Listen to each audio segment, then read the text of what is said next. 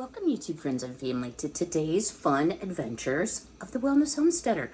So, are you like me and every time you go to the garden you want to cry because there's still a lot of tomatoes and you're really like at your high water mark on eating them, on preserving them? Well, that's the situation I'm in. But today, if you stay tuned, we are going to be making something really delicious and different to use up some of our summer bounty. I hope you'll stay tuned.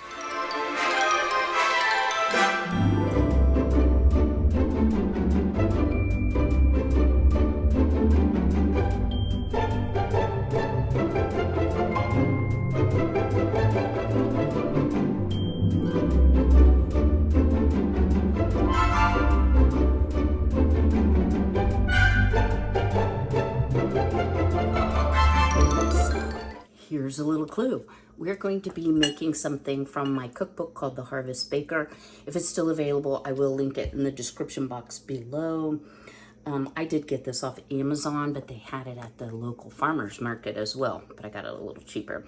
So we're gonna make some fresh tomato pie. And I'm like, tomato pie, that sounds kind of different, but it's definitely a savory dish, but it also has the protein with cheese, etc., etc. So, guys, I'm gonna cheat. I'm just gonna be completely honest. I bought pre-made pie crust, and I did that for a couple reasons. It is important when you're making a pie that's fairly liquid that you have a sturdy crust. Now, I have shared my recipe before for the stir and roll pastry and really like it. However, it is a nightmare to roll out. And I just really didn't feel like fussing with it. So what this says to do, I'll read you the directions. So you can make your own pie crust if you're good at making pie crust. And the book also includes a recipe for good basic pie dough, Ain't nothing that's gonna cook easy. Prepare the pie dough and refrigerate for at least 2 hours before rolling. Well, here's the problem. When you use a pre-made crust, you have to let it come to room temperature before you try to put it in the pan, or it just breaks and falls apart. So then it says, sculpt the overhanging dough into an upstanding ridge, flute edges if desired, refrigerate for at least 1 hour, or place in the freezer for 30 minutes. So what I'm actually going to do, and you don't want any holes in your pie crust because that will allow the liquid to seep through. I'm simply going to stick it in the quick chiller in my 1951 Philco, let it get chilled up here, and I will bring you back for next steps. In the meantime, y'all, I have de-skinned and cored a whole bunch of Roma and Amish paste tomatoes, and the recipe actually calls for, I hate for you to talk to my neck because it's all wrinkledy. It calls for 4 large ripe tomatoes. Well, this is a fairly good sized pie pan. It's a 9.5 inch. It's a old Longenberger one. So I wanted to make sure I had plenty. Whatever I don't use for the pie, trust me, they will get eaten. I love it with my breakfast, with my lunch, with my dinner, for a snack. I'm surprised I haven't turned red and I don't have seeds coming out my mouth, but I really do love my tomatoes. So let's get this in the quick chiller. I'm letting those drain off. I would think that a less liquidy tomato will be the best for you. The other thing, if you don't have a paste tomato, just squeeze out some of the liquid guts and seeds out of the tomato. Pardon me, before you slice it. So let's get busy here because this is going to take a few hours to get it made. Stay tuned. Pie crust has been in the quick chiller for about 15-20 minutes. So while it finishes quick chilling, I have preheated my oven to 375. Now, I do want to tell you all, the directions on the pie crust box compared to the homemade crust here are quite different. So I'm going to have to keep a really close eye on it. This recipe says preheat your oven to 375, prick the bottom of the pie shell, which I assumed you would not, but you do. You line it with foil, and then we'll put some pie weights on. And if y'all don't know what pie weights are, you can use beans too. They're just little weights. I like these because you can use them over and over. Once you buy a set, you're good. You're not wasting your bean stash, so to speak. The box says for a 1 crust pie, like if you want to make a pudding pie type thing, it's $4.50 for 10 to 12 minutes. This is $3.75 for 25 minutes. So I'm gonna have to keep a really close eye on it. But while things are heating up, I am going to actually start slicing my tomatoes. I've had them just sitting here in the colander to get, you know, any excess water that was on them or we needed to drain out. I'm putting them into a cup because we're gonna slice these, and then I'm actually going to put them back in the colander. So these are gonna look like cherry tomatoes, but y'all, how beautiful are these fresh tomatoes? I know I look like I committed a murder with my hands. Sorry about that. So, you know, you can always be working on one thing while another thing is going. Another thing we're going to need is 2 onions sliced. So I still have garden onions, y'all. So I'm going to use, I think it's my last 2. Now that I have 2 refrigerators, sometimes it's in one fridge and other times it's in another. So I'll have to check both. And then you're also going to need some breadcrumbs, some salt and pepper, some Parmesan cheese, some sharp cheddar cheese, and I'm sure you could change that up if you would rather have a different type of cheese or if your family doesn't like those cheeses. Did I say mayonnaise? Yeah, a little butter. It sounds like a really good recipe. It also calls for pesto. Y'all, I thought I had a jar of pesto, but I must have used it all. So I am going to use my homemade basil with olive oil little pesto cubes I made. Now, true that it's not all the different herbs, but basil's my favorite, so it'll be just fine. So I'm gonna keep slicing here. Now, these are just so, so pretty. And, you know, a little juicy, but not awful. And then I'll bring you back and show you how to line your pie shell. We'll get ours in the oven. Right, our oven is almost preheated. So I'm gonna go ahead, prick the bottom of the pie shell. Then it says, and y'all, I don't have boxes, it's a long story. Take a 16-inch piece of aluminum foil and fit it inside, sorry for the noise, down inside so that it fits like a glove. So why do we have to do this? Well, y'all, even poking holes, what you're gonna find is your crust is going to want to poop up. It's gonna wanna rise. And that makes it extraordinarily difficult to get your filling in without just breaking the bottom crust all to pieces. So we've got a pretty good fit. And then I'm just going to put my pie weights in.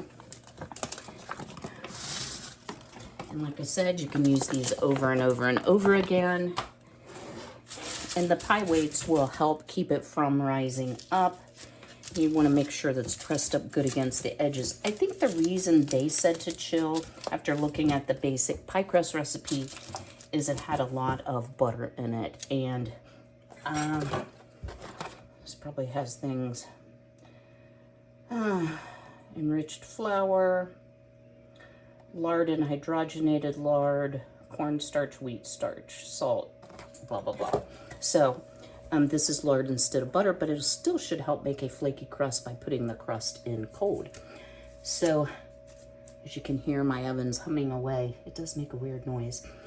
So while this bakes off, and I'm going to keep a close eye on it, I'm gonna go ahead and chop up my onions, pre-measure some ingredients, and talk a little bit more about the recipe.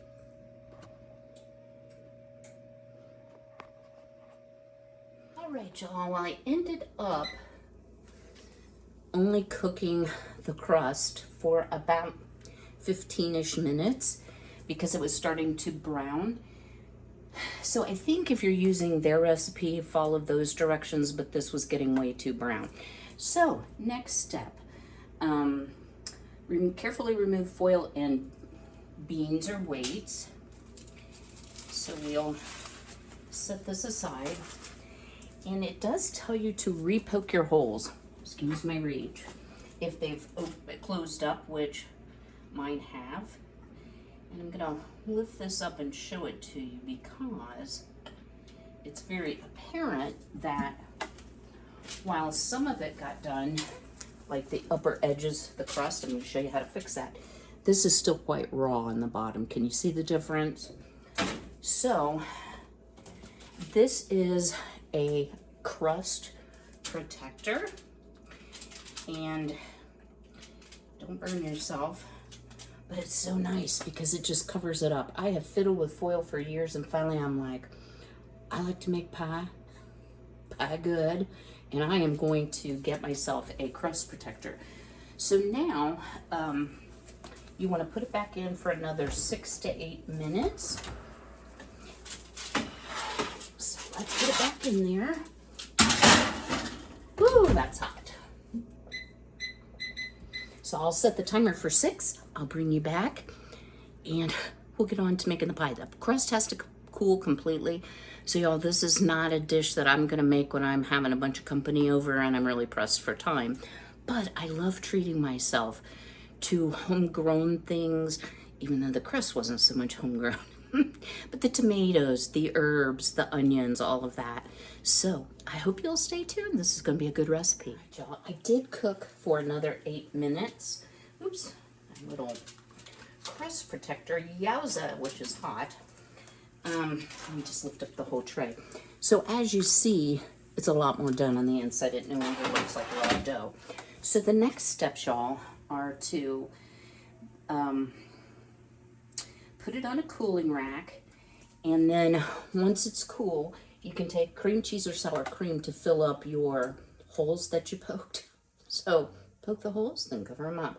But it's probably to facilitate that crust being done all the way through because this is a wetter pie. The other thing, y'all, it does say once you've sliced or chopped, I'm using slices because they're like this big and I think they'll be really pretty in the pie. You want to salt it liberally in your colander and let it drain some more so it's going to pull that excess water out. So let me get this to the cooling rack. We'll let it cool for just a little jiff, and then we'll get on to actually finally building our pie.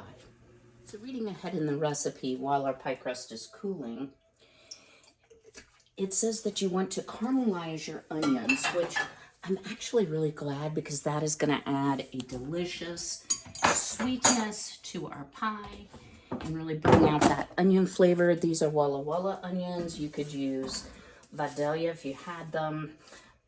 Really any kind of onion you prefer. I would say if it's a super strong onion, you might want to dial back from 2 to maybe 1.5, but you can do what suits you. So it takes a lot of caramelized onions, so I thought, why not make hay while the sun shines? So get this kind of spread out over the pan, and wanted to share a couple things with you, y'all. Y'all, poor Miss Violet, she is still broody.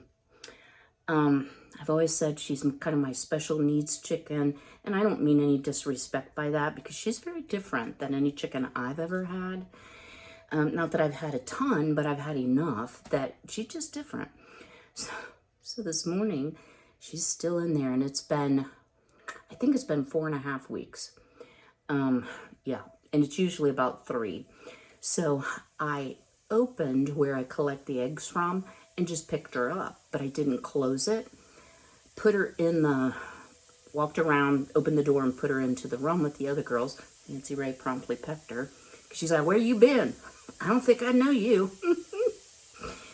So she was in there playing and running around and dust bathing and such. And I came back in the house and I was doing a few things and I went out, I think to get the tomatoes. And I'm like, wow, that sounds like a chicken is like right beside me. Y'all, I forgot to close the door. So Jolene was like, hi, Mom, I go with. So I put her back in. I mean, thankfully, no one's seen the fox since the neighbors lost so many chickens. but I'm still not comfortable yet unless I'm right out there with them. So there's that. The other thing I wanted to share with you all, because I don't want you to think that I'm hating on YouTube or I'm burned out. It's nothing like that, y'all. But I'm going to be honest with you. I think I shared on a previous video, I am 1/10 of a point under what my blood sugar needs to be in order for Medicare to pay for the Trulicity diabetes medicine. And I cannot take metformin. I've tried. And I also learned that metformin can cause a huge B12 deficiency. So if you're not a big animal product user or animal meat eater, I've had plenty of B12 shots in my life being off and on vegetarian. Anyway, so my sugars are real high, guys. I mean, they're not dangerous. Like, I don't need to go to the hospital. It's not that. They're high for me. Like, they're well into the diabetes range. So I was like, why am I so tired? I get up, I feel okay. I eat some breakfast, after I've been up a couple hours, and I'm exhausted. Well, y'all, nurse for 43 years, there is something called diabetes fatigue. It is not in your head. I don't want these onions to brown, y'all. Just caramelize. I am going to put a little bit of salt in them also, just to help get the water out of them. Because we don't want a watery pie, right? So, from what I read, it has to do with the fact if your body isn't releasing enough insulin for what you eat, even though I'm sticking to a diabetic diet.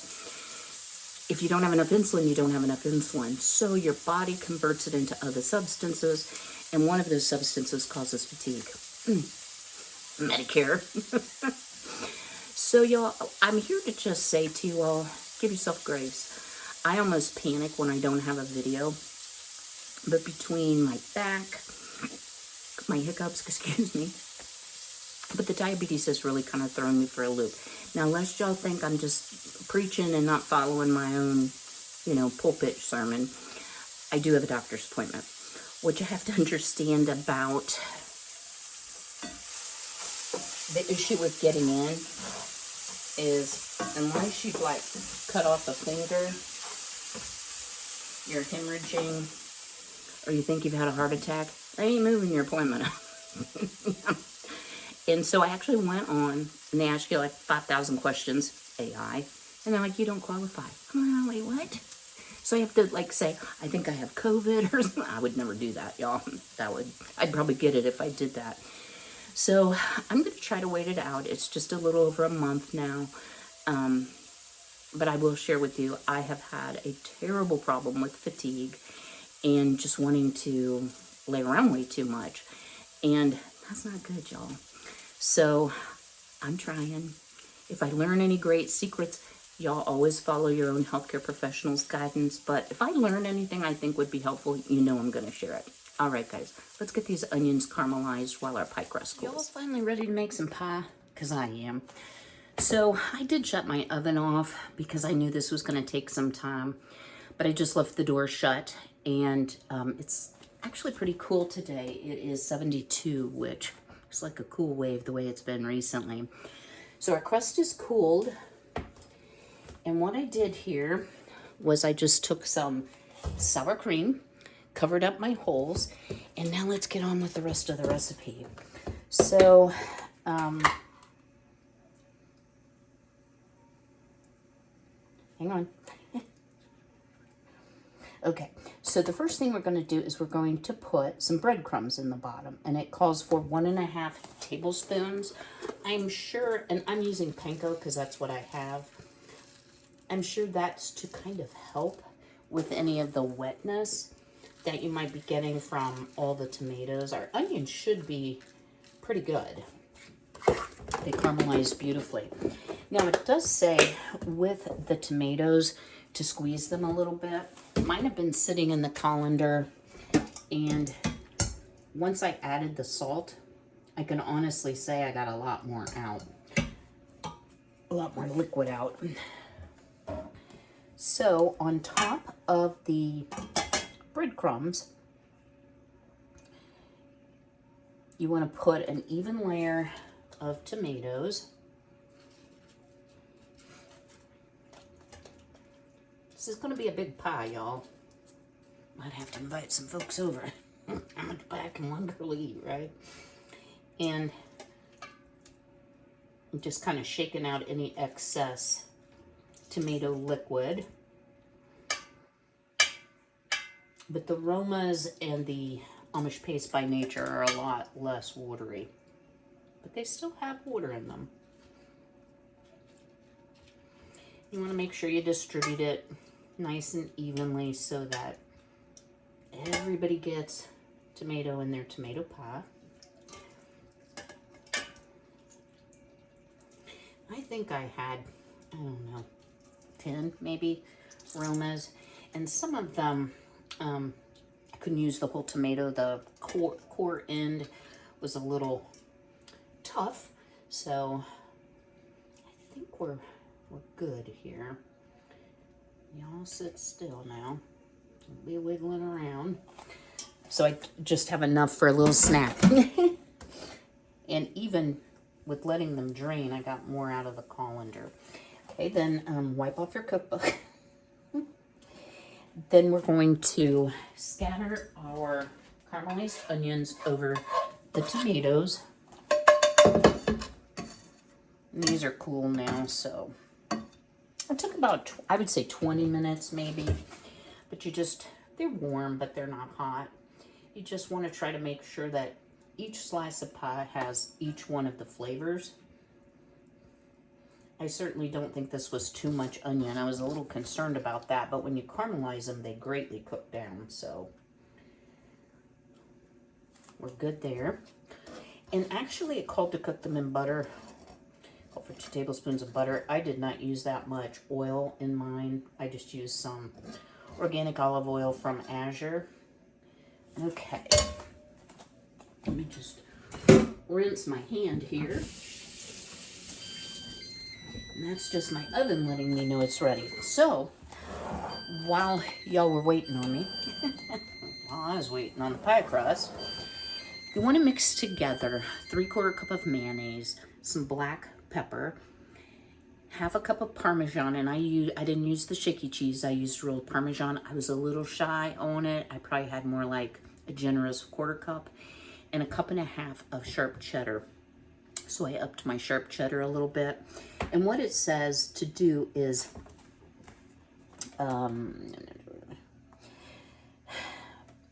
dollop next with pesto. So I've been letting this thaw. Now, one thing to know, y'all, if you've not ever frozen basil, it turns black. It's not the most appetizing look in the whole wide world, but it also won't kill you. So it's not as green as like a freeze-dried version is, but this is gonna be yum.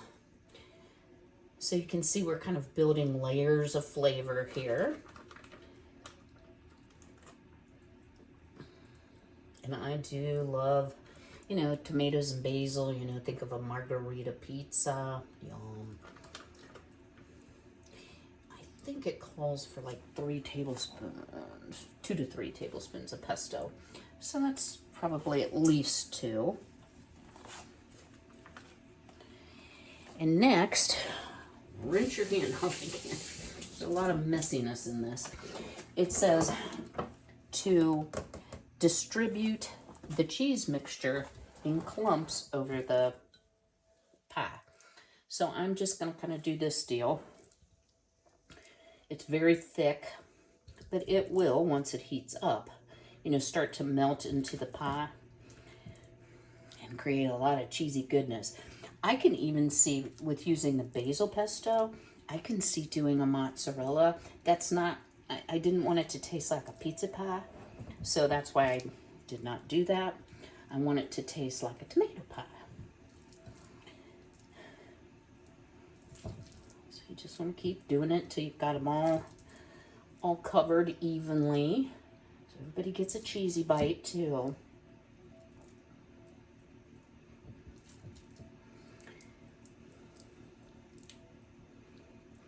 Like I said, this is going to be a big pie. It's going to be good though.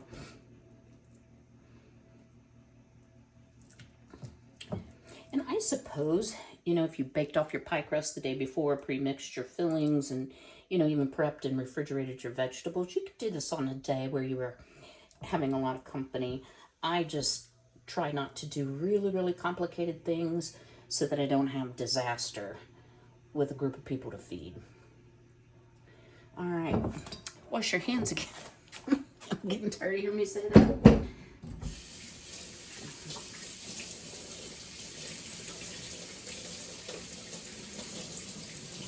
Cheesy fingernails. Okay, and the last step, they don't even talk about the top crust. It says bake it for 30 minutes at 375. So we're gonna follow the directions, but I am going to put my crust protector on. So this is just my second crust. Wonder why they didn't talk about the crust, huh? Who knows? But the picture shows 2 crusts. All right. This is so much easier than the stir and roll pastry, just because the stir and roll pastry is very fragile, so it's easy to tear. Very flaky, very delicious, very savory too. Very good. And it is a recipe from lesson oil is where that actually came from. It's what my mother always made. And I know my son said, I bought a pie, Mom, and it didn't taste at all like yours and Grammy's. And I'm like, you need a stir and roll pastry. All right, so I'm going to flute it a little bit so it looks pretty.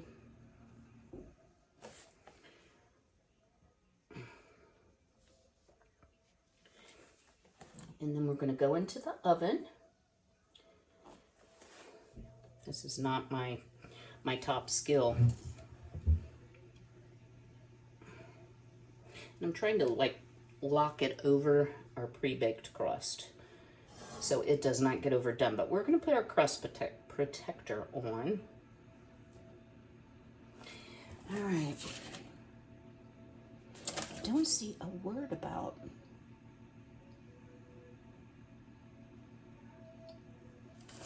the second crust. I mean, maybe they, it's not supposed to have a second crust, but mine does. So I'm gonna vent this because I have a feeling if I don't, it's gonna really bubble over. So you could do it 1 crust into the oven at 375 for 30 minutes, then reduce heat to 350 and bake for another 20 to 25. I'll bring you back when our pie's done. 30 minutes at 375, 25 minutes at 350, and this is one gorgeous pie. So let's let it cool a little bit, and then we'll give it a taste test. Our beautiful pie has been cooling, so let's see how it cuts. So y'all, in full disclosure, I was like, why would they not talk about putting the second crust on? Because theirs didn't have a second crust. So mine is like my own creation, and I think it's going to make for a heartier meal. I like a double crust pie. So let's see how, oh, it's not too runny at all. You know, the first piece is always the ugly piece. It smells amazing. It really smells like, sorry to have my back to the camera, it smells a lot like basil. I can really smell that. So here we go. That's what the filling looks like. It's screaming hot, y'all. So crust baked up beautifully and flaky, even if it wasn't my own. Try to get a little bit of everything here.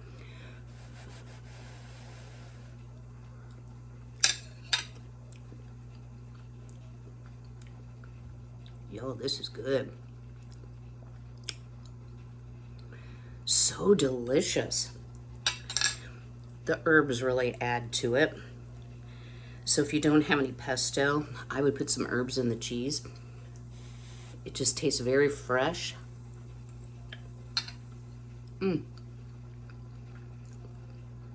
Winner, winner. Y'all, I hope you've enjoyed today's video. Don't forget that on Tuesday, you'll be seeing this, but that'll be the day that, Lord willing and the creek don't rise, my bestie and I are going to go out and do a little something something that I plan to film. And she's okay with filming, so that'll be good. And then you'll get to see it on Thursday. All right, guys, if you'd do me a big favor, go ahead and smash that like button. Drop me a comment below. Would you try tomato pie? If you would, what kind of cheeses would you use?